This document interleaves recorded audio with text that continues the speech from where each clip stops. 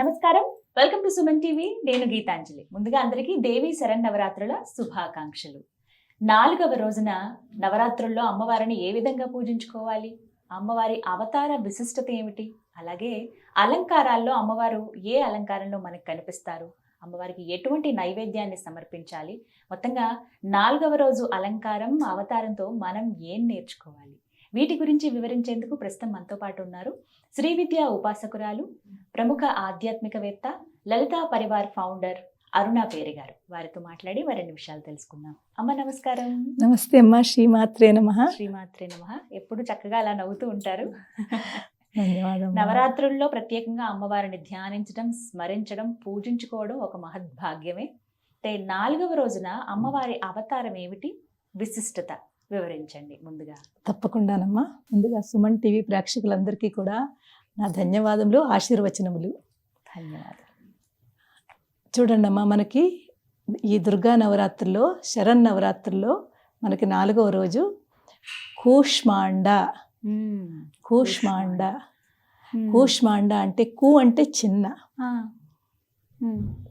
చిన్న, అదే కూష్మా అంటే శక్తి లేకపోతే హీట్, అండ అంటే ఎగ్, అండ. తో అమ్మవారు పూర్తి సృష్టిని అంతా కూడా ఒక సృష్టి అంటే అండాకారం అంటే బ్రహ్మాండము, బ్రహ్మాండము అంటాము. అది ఒక అండాకారము. ఈ బ్రహ్మాండాన్ని అంతా కూడా సృష్టించింది. అందుకే ఆవిడ్ని కూష్మాండ. ఒక చిన్న శక్తితోటి ఆవిడ బ్రహ్మాండాన్ని రచించింది, సృష్టించింది. అందుకే ఆవిడ్ని కూష్మాండ అంటారు. ఇక్కడ మనం చూసుకున్నట్లయితే గర్భిణీ స్త్రీతో పోల్చుకోవాలి.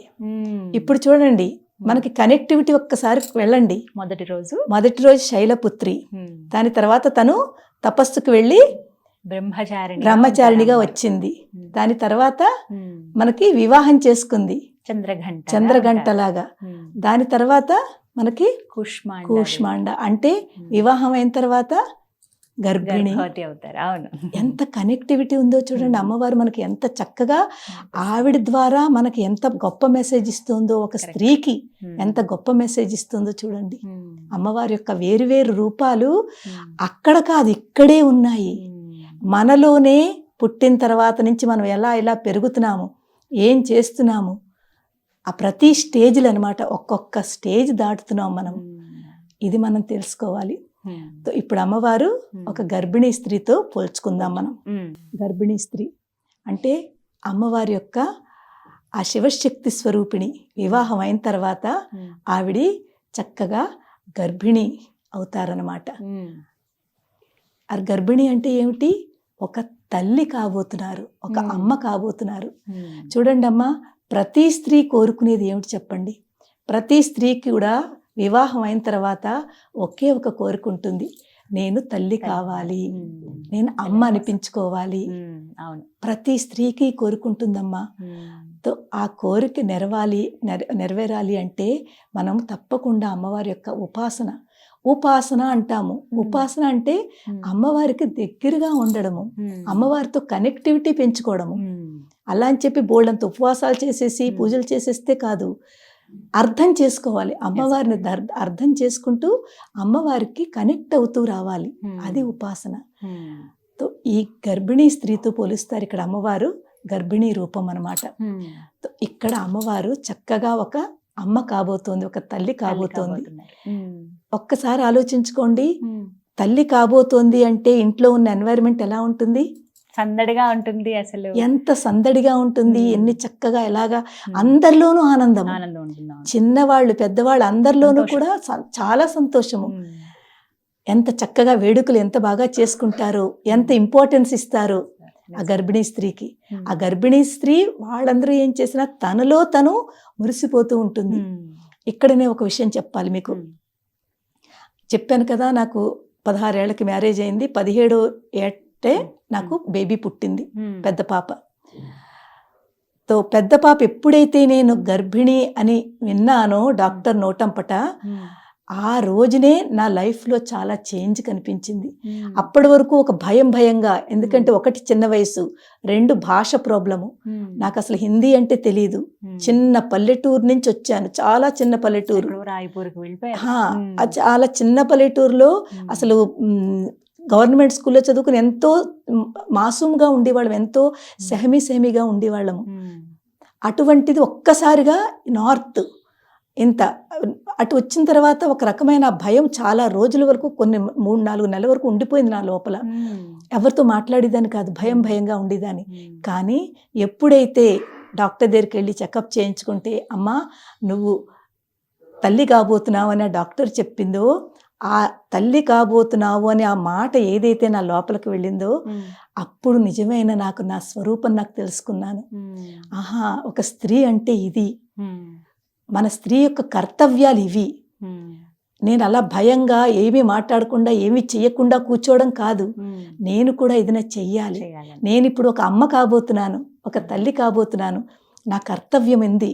ఇప్పుడు నాకు వచ్చే బిడ్డల్ని నేను బాగా చూసుకోవాలి, ఇంటిని బాగా నడపాలి. ఇవన్నీ నాకు అప్పుడు ఆ రోజు నాకు చాలా అర్థమైంది.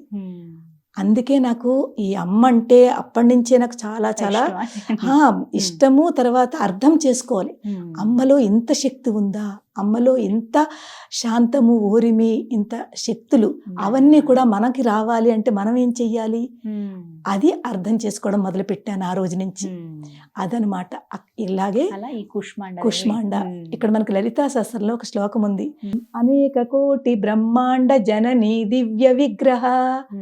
అనేక కోటి బ్రహ్మాండ జనని, ఓన్లీ మన మానవులవే కాదు, మనుష్యులవే కాదు, అమ్మవారు ప్రతి జీవ జంతువులు, చెట్లు, పొట్లు, వృక్షాలు అన్నింటికీ కూడా అమ్మ.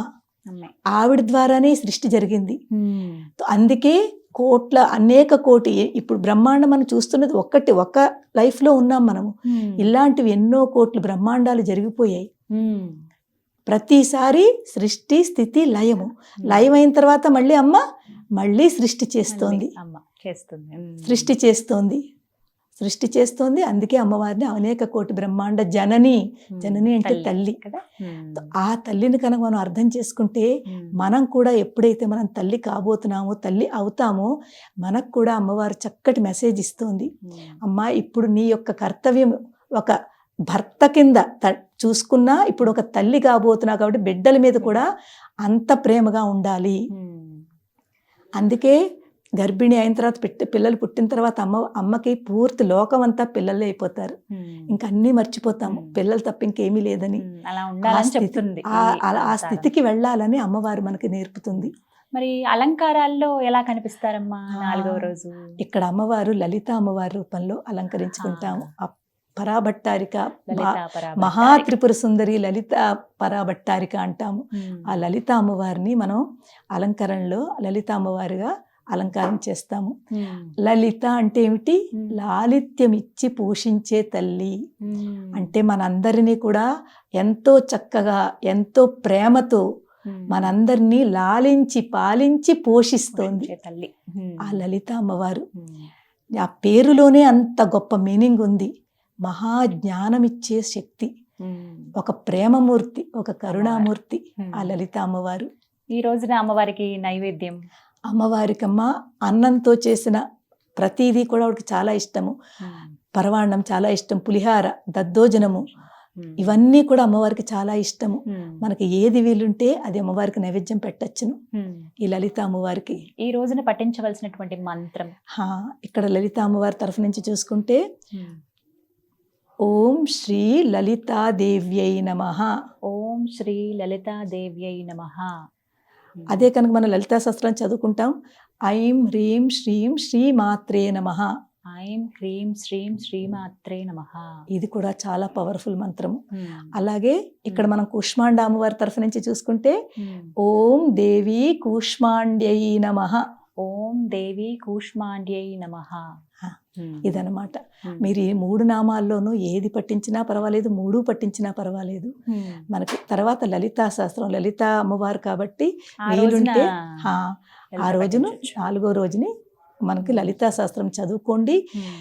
అర్థం చేసుకుంటూ చదువుకోండి. మ్మ్. నేను అందరికీ అదే చెప్తాను.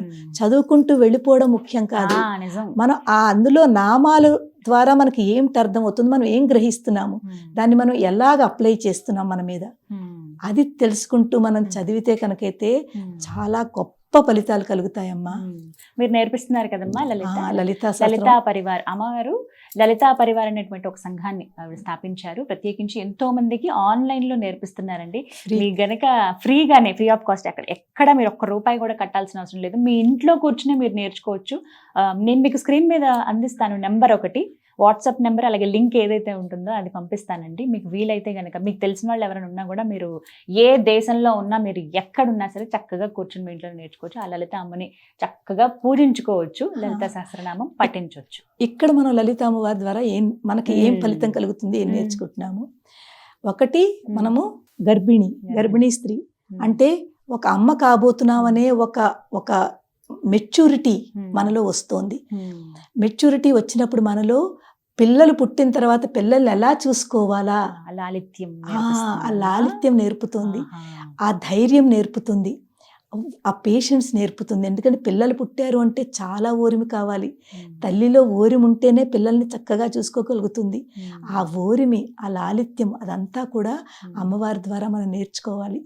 ఈ విధంగా 4వ రోజు ఇంత చక్కగా అమ్మవారికి స్మరించుకుంటూ పూజ చేసుకోవాలి. ఈ రోజు కూడా వీలుంటే పంచోపచారం, షోడశోపచారం చేసుకోండి. ఒకవేళ అది కూడా ఒంట్లో బాగోలేదు, చేసుకోలేను అనుకున్న వాళ్ళు ఈ నామజపం చేసుకోండి. ఇంతకంటే మీరు ఎక్కువ కష్టపడిపోయి బాధపడిపోయి ఏమీ చేయొద్దమ్మా. ఉపవాసం ఉండాలమ్మా నవరాత్రి? ఉపవాసం ఉండాలని కంపల్సరీ లేదమ్మా. అది మనం అనుకున్న దాన్ని బట్టి, అంటే మేము శ్రీ విద్యా ఉపాసకులు, మాకు ఒక పద్ధతి ఉంటుంది. ఈ పద్ధతి ద్వారా మేము ఉపవాసాలు, అంటే మేము అనుకుంటాము ఇలా ఉంటాము అని, అలా కొంతమంది కొన్ని నియమాలు పెట్టుకుంటారు. కానీ మామూలుగా నార్మల్గా అయితే ఉపవాసాలంత అవసరం లేదు. కానీ మీకు మనసులోంచి వస్తోంది, మేము చెయ్యాలని అనుకుంటున్నాము అంటే, కొంతమంది ఏంటనుకుంటారంటే తొలి రోజుని, పాడ్యం రోజున ఉపవాసం ఉంటాము, పంచమి రోజున ఉపవాసం ఉంటాము, అలాగే అష్టమి, నవమి, ముఖ్య తిథులు ఉంటాయి కదా, ఆ రోజున ఉపవాసం 1 రోజు ఉంటాము, లేకపోతే 2 రోజులు ఉంటాము, 3 రోజులు ఉంటాము. మన ఓపికని బట్టి మనం ఎలా అనుకుంటామో అలాగా. ఆ ఉపవాసం కూడా ఒక పూట మనం ఏదో ఒకటి పలహారం తీసుకుని ఉండొచ్చును, ఒక పూట భోజనం చేసి ఉండొచ్చును, తర్వాత పళ్ళు పాలు తీసుకుని ఉండొచ్చును. మన శరీరాన్ని బట్టి అమ్మా, మన శరీరం ఎంత సహకరిస్తే అంతే మనం చెయ్యాలి. ఈ విధంగా దానికి తగ్గట్టుగానే చేసుకుంటే మంచిదమ్మా. అమ్మవారు కూడా ఆనందిస్తుంది, అనుగ్రహిస్తుంది. చాలా చక్కగా వివరించారమ్మా, ధన్యవాదాలు. శ్రీమాత్రే నమః. శ్రీమాత్రే నమః.